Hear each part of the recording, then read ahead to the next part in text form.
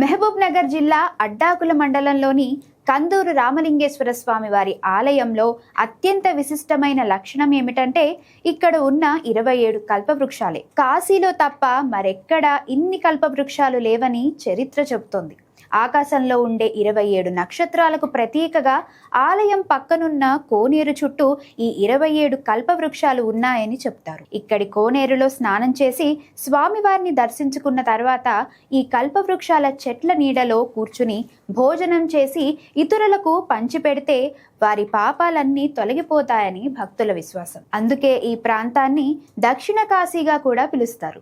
ఇక్కడ భక్తులు నిత్యం పూజలు, అభిషేకాలు నిర్వహిస్తారు. 11వ శతాబ్దంలో కాకతీయుల వంశానికి చెందిన ప్రతాపరుద్రుడు ఈ ఆలయాన్ని నిర్మించినట్లు చరిత్ర చెబుతోంది. అంతేకాదు, ఒకప్పుడు కందూరు చోళుల రాజధానిగా వెలుగొందిన ప్రాంతం ఇది. వారి రాజసానికి, రాజ్య పాలనకు ఈ దేవాలయం నిదర్శనంగా నిలుస్తుంది.